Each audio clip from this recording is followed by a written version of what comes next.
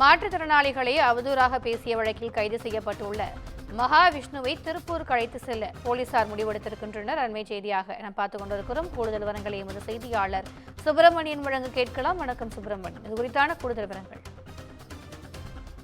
மாற்றுத்திறனாளிகள் குறித்து இழிவாக பேசியதாக மகாவிஷ்ணுவை போலீசார் கைது செய்தார்கள். கைது செய்யப்பட்ட அவரை தற்போது 3 நாட்கள் காவலில் எடுத்து விசாரணை என்பது நடத்தப்பட்டு வருகிறது. நேற்று இரவு சைதாப்பேட்டை காவல் நிலையத்தில் வைத்து அவரிடம் பல்வேறு கட்ட விசாரணை நடத்தப்பட்டதாக காவல்துறை தரப்பில் சொல்லப்படுகிறது. இந்த நிலையில் அவரை திருப்பூருக்கு சைதாப்பேட்டை போலீசார் அழைத்து சென்றிருக்கிறார்கள்.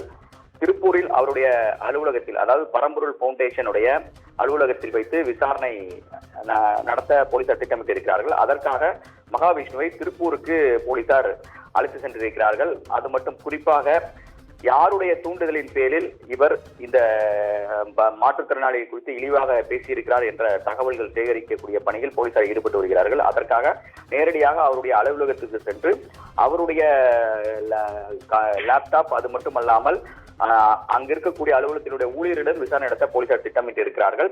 இதற்கிடையில் இந்த விசாரணை முடித்து நாளை அவரை சென்னை அழைத்து வருவதற்கான திட்டத்தையும் போலீசார் வகுத்திருக்கிறார்கள்.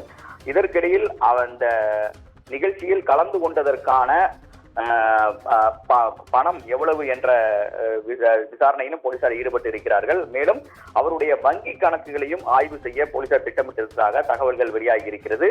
ஏற்கனவே இவர் மீது 5 புகார்கள் இதுவரை வந்திருக்கிறது. அதில் 2 காவல் நிலையங்களில் வழக்கு பதிவு செய்யப்பட்டிருக்கிறது. மேலும் சில காவல் நிலையங்களில் இவர் மீது வழக்கு பதிவு செய்ய திட்டமிட்டிருப்பதாக காவல்துறை தரப்பில் சொல்லப்படுகிறது.